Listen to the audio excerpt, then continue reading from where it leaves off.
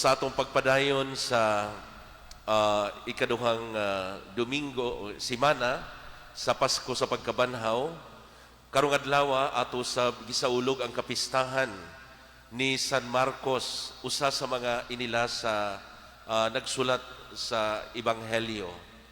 Si San Marcos ang pinakauna, no?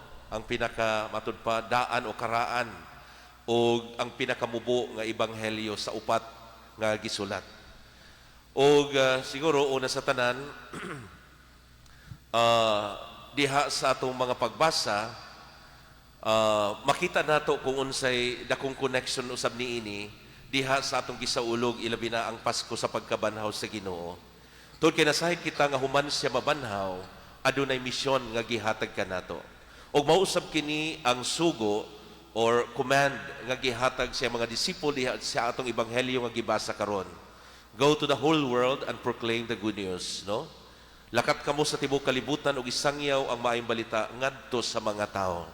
So mao kini ang sugo. Ug matud pa diha sa ebanghelyo nga kung atong sabton mao kini ang nindot nga himong kasinatian sa mga disipulo nga gisugo ni Kristo aron ipadayon aron sila magsangyaw sa ebanghelyo.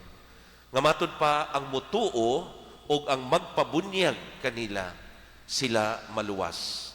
O unsay timaan nga ang gahom anaa ni ining iyang mga disipulo tungod kay makita sa kadaghanan nga una sila makahingilin og mga yawa, no? Mapahawa nila ang mga yawa dito sa mga tao nga giyawaan. Ikaduha, makasulti sila sa nagkalain-laing pinulungan. Buti pasabot nga diha sa ilang pagsangyaw, sila makasangyaw bisan asang dapita. Tungod kay sila makasulti man kung unsang klaseng mga sinultian. Mahitungod sa ibang, mahitungod kang Kristo. O ikatulo, matud pa bisan sa mga dangers nga ilahang atubangon, no? Bisan makakubot silang mga halas, bisan makainom silang hilo, dili sila maunsa, no? Usa na sa mga timaan nga gihatag ni Kristo kanila.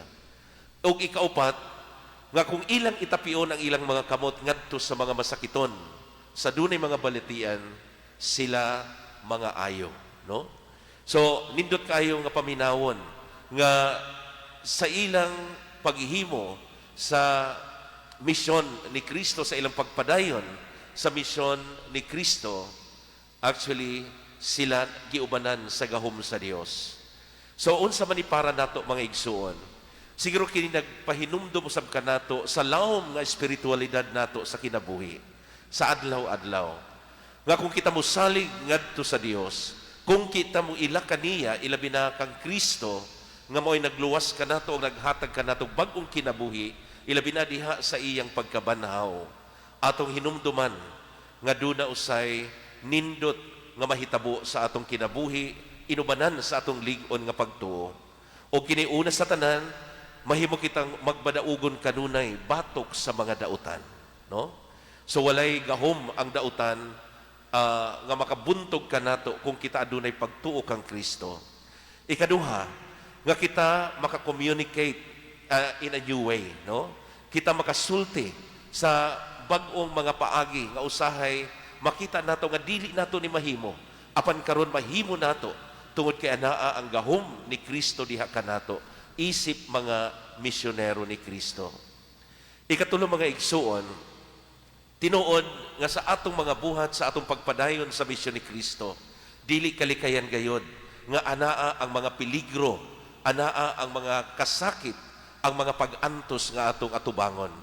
Apan siya nagpasalig kanato nga kung kita magpadayon, kita muhimo sa iyang misyon o sa iyang sugo nga gihatag kanato, we are always protected by His love and power, no? Protected ta kanunay sa iyang gahom o sa iyang gugma. Ikaw pat mga igsuon, isip mga tumutuo ni Kristo, isip mga sumusunod niya. Kung kita mong padayon, mohimo sa iyang misyon, kita usab mahimong agent of healing para sa atong mga kaigsunan. Bisag mo ingon ta nga dili kita doktor, dili kita nurse, dili kita miagi ni anang mga medical courses unsa pa man, but we can be agent of healing sa matag usa kanato.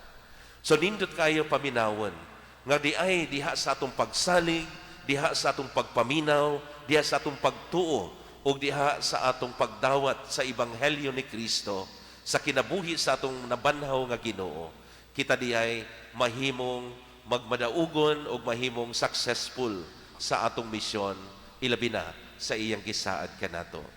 Sa atong pagpadayon ining panahon sa Pasko sa pagkabanhaw, atong tinguhaon kanunay nga kita mahiusa diha sa nabanhaw Ginoo aron atong mahimo o atong matagamtaman ang iyang dakong gugma kanato ug kiniusab atong mapaambit ngadto sa uban. Amen.